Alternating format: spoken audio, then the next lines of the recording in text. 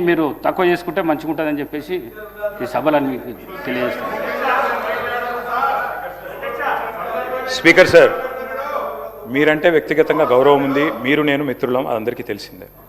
కానీ మీరు తీసుకున్న నిర్ణయం తప్పైనా తప్పకుండా ప్రశ్నించే అధికారం, హక్కు నాకు సభ్యుడిగా ఇక్కడ ఉంటుంది సార్.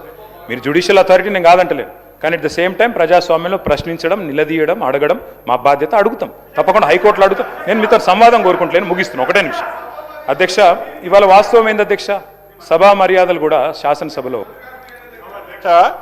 అనుభవం ఉన్న శాసనసభ్యులు ఎవరైతే ఉన్నారో ఇప్పటిదాకా కట్టుకథలు ఏదైతే విచిత్రంగా చూపించారో ఒక స్క్రీన్ మీద, ఈ కట్టుకథలతో పాటు చివరికి జడ్జి స్థానంలో ఉన్న మిమ్మల్ని కూడా ప్రశ్నించే స్థాయికి మాట్లాడుతున్నారంటే వారు ఏ రకమైన అహంకారంతో మాట్లాడుతున్నారో ఒక్కసారి తమరు గమనించాలి. ఇప్పుడు కాదు, రాష్ట్ర ప్రజలు గమనించారు. పదే పదే ఈ ప్రభుత్వాన్ని గురించి అనేక ఆరోపణలు చేశారు కదా. 2 సార్లు 4 సార్లు ఎన్నికల్లో ఎందుకు మీరు ఓడిపోయారు? ఇప్పుడు నిన్నగాక మొన్న జరిగిన మున్సిపల్ ఎన్నికల్లో ఓడిపోయారు, గ్రామ పంచాయతీలో ఎన్నికల్లో ఓడిపోయారు. నిజంగా మీరు అడిగేవి నిజమే అయి ఉంటే, మీరు చెప్పేవి నిజమే అయి ఉంటే ప్రజలు మీకు ఓట్లు వేసి ఉండేవాళ్ళు కదా.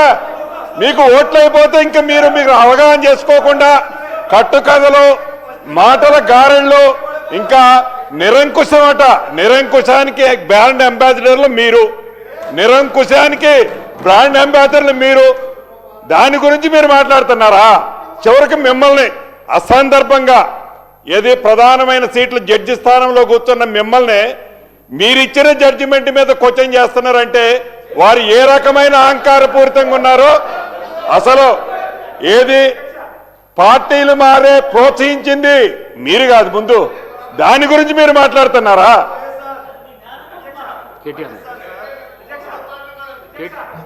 కేటీఆర్ గారు కన్క్లూడ్ చేయండి. Speaker, yes sir, concluding sir, 1 minute. Speaker sir, మళ్ళీ చెప్తున్నా సార్, తప్పకుండా హైకోర్టు జడ్జి తీర్పిస్తే కూడా సుప్రీంకోర్టు కోతాం సార్. సుప్రీంకోర్టు తీర్పిస్తే కూడా రివ్యూ పిటిషన్ ఇస్తాం. అది ప్రాసెస్ సార్. తను క్వశ్చన్ చేయడం తప్పు కాదు. క్వశ్చన్ చేయడం తప్పని మీరు అనుకుంటే నేను చేయగలిగింది ఏం లేదు. కానీ అధ్యక్ష, డెఫినెట్గా చెప్పమంటే మొత్తం చెప్తా. దేశంలో ఆయారాం గయారాం కల్చర్ తెచ్చిందే కాంగ్రెస్ పార్టీ. హర్యానాలో 2004లో ఇదే హౌస్లో మాకు 26 మంది ఎమ్మెల్యేలు ఉంటే 10 మంది ఎత్తుకపోయింది మీ కాంగ్రెస్ పార్టీ. అక్కడనే శ్రీధర్ బాబు గారు కూర్చున్నారు. మాకు శుద్ధులు చెప్పొద్దు, మాకు శుద్ధులు చెప్పొద్దు అధ్యక్ష. ఇవాళ సభా మర్యాదలు మంటగలుస్తూ ఉన్నాయి అధ్యక్ష. సంస్కారాలకు దాన సంస్కారాలు చేస్తూ ఉన్నారు అధ్యక్ష. సభ్యతను సమాధి చేస్తూ ఉన్నారు. బజారు భాషలో దిగజారి దూషణలు చేస్తున్నారు. మీరు కరెక్ట్ చేయడం లేదు. ముఖ్యమంత్రి స్వయంగా అక్కడ నిలబడి బడివే అని మాట్లాడితే మీరు కరెక్ట్ చేయలేదు. దయచేసి సవరించుకోవాలని కోరుతా ఉన్నాం అధ్యక్ష. చివరిగా నేను ఒకటే చెప్తా ఉన్నాను అధ్యక్ష, ఇంతసేపు మీరు అవకాశం ఇచ్చినందుకు మీకు ధన్యవాదాలు. కానీ ఒకటి వాస్తవం అధ్యక్ష, గ్రహణం కూడా కొంతకాలమే ఉంటుంది అధ్యక్ష, 2 గంటలే ఉంటుంది. అందుకే అధికారం ఇచ్చిన అహంకారంతో అతిగా వ్యవహరించవద్దని గౌరవ పెద్దలకు నేను విజ్ఞప్తి చేస్తా ఉన్నాను అధ్యక్ష. అధ్యక్ష, మేము ఉద్యమాల ఉగ్గుపాలు తాగి వచ్చిన వాళ్ళం అధ్యక్ష. ఊరికేనే రాలేదు, 5వ సారి ఎమ్మెల్యేని, ఊరికేనే రాలేదు. చాలామంది అనుకుంటా ఉన్నారు అధ్యక్ష. మమ్మల్ని తిడితే భరిస్తాం అధ్యక్ష, మా మీద కేసులు పెట్టినా భరిస్తాం, కమిషన్లు వేసినా భరిస్తాం, వ్యక్తిత్వ హననానికి పాల్పడ్డా భరిస్తాం అధ్యక్ష. మాకేం భయం లేదు. కానీ తెలంగాణ తరపున ప్రశ్నించడం ఆపం. తెలంగాణ ఆత్మగౌరవానికి భంగం వాటిల్లితే మాత్రం ఆగం.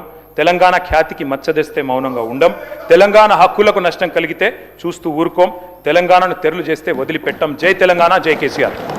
శ్రీ బాలాజీ.